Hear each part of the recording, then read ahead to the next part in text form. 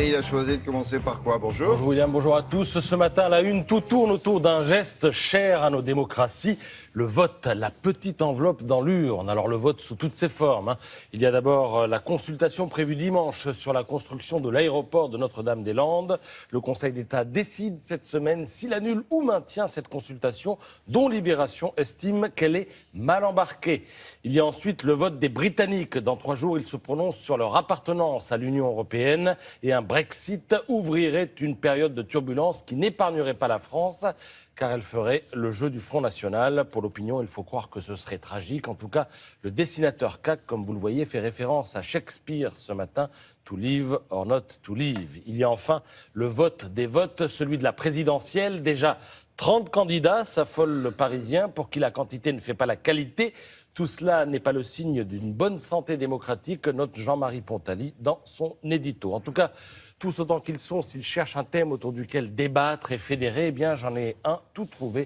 Il s'agit du revenu universel. Et si c'était la bonne idée, proclame le magazine Oui Demain, qui se penche sur ce concept qui a le mérite, une fois n'est pas coutume, de rassembler les Français, puisque 60% d'entre eux y sont favorables, mais surtout de les rassembler, quelle que soit leur chapelle politique. On trouve parmi les promoteurs du revenu universel des libertariens, des altermondialistes, des ultralibéraux, des marxistes. Les uns trouvent que ça serait la preuve que la solidarité n'est pas un vain mot, et les autres estiment que ça renforcerait la responsabilité individuelle de chacun. Mais alors, de quoi parle-t-on? Le revenu universel, c'est, ou ce serait, une allocation que chacun d'entre nous recevrait tous les mois, que l'on soit jeune ou vieux, riche comme Crésus ou pauvre comme Job, pour tous, la même somme qui permettrait d'assurer le minimum, à savoir se nourrir, se loger, s'habiller. Ce serait une innovation intéressante par les temps qui courent et la fin annoncée du salariat. On parle beaucoup en ce moment, par exemple, de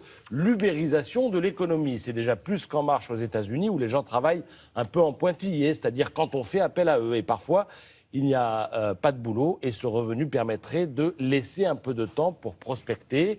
Il éviterait aussi qu'on se retrouve avec des gens qui sont obligés de déménager en catastrophe parce qu'ils ont perdu leur boulot. C'est après que surgissent les désaccords. Combien pour ce revenu universel? 470 €, l'équivalent du RSA, 800 €, comme le propose Dominique de Villepin, qui est pour, ou encore plus, 1000 €, c'est ce que suggèrent les plus généreux. Ensuite, quelle serait la contrepartie pour tout un chacun? Ce revenu remplacerait-il toutes les autres prestations sociales ou continuerait-on à indemniser les chômeurs, à verser des aides au logement, à payer les retraites? Enfin, où trouver l'argent? Là encore, il y a pléthore de pistes. On pourrait taxer tout le monde dès le premier euro.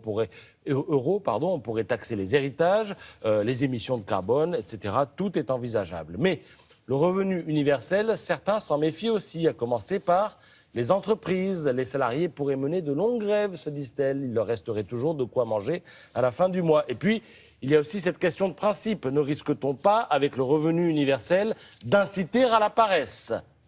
Avec une remise en cause de la valeur travail.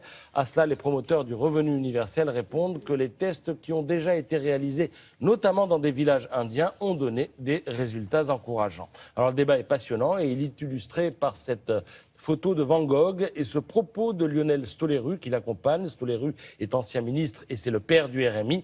Si le revenu universel avait existé, dit-il, peut-être que Van Gogh ne se serait pas suicidé. Ses besoins vitaux lui ayant été assurés, il aurait pu se consacrer à la peinture pour le plus grand bien de l'art et de l'humanité. Voilà, c'est une enquête. Peut-être pu vendre une toile. Voilà, une seule.